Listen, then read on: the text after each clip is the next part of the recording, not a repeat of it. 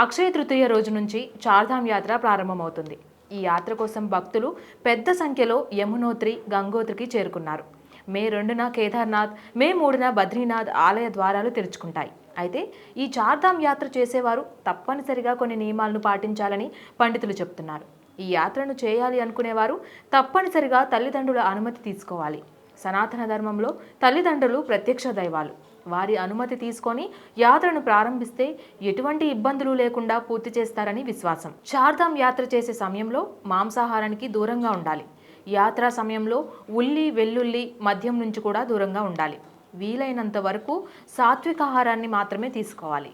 ఈ యాత్ర సమయంలో తప్పనిసరిగా సత్ప్రవర్తన కలిగి ఉండాలి. అనవసరంగా ఎవరితోనూ దురుసుగా మాట్లాడకూడదు. నిరంతరం భగవంతుని నామస్మరణ చేస్తూ ఉండాలి. తప్పుడు ఆలోచనలతో ప్రయాణం చేయకూడదు. యాత్ర ముగిసే వరకు మొబైల్ ఫోన్లకు దూరంగా ఉండాలి. సోషల్ మీడియాపై కాకుండా భగవంతునిపై దృష్టి నిలపాలి. ఆధ్యాత్మిక యాత్ర సమయంలో భగవంతుని గుర్తు చేసే విధంగా వస్త్రధారణ ఉండాలి. తెలుపు, పసుపు, కాషాయం రంగుల దుస్తులను ధరించడం మంచిది. యాత్ర ముగిసే వరకు ఎక్కువగా ఎవరితోనూ మాట్లాడకుండా ప్రయాణం సాగించాలి. వీలైనంత వరకు మౌనంగా ఉంటూ భగవంతుణ్ణి ధ్యానించాలి.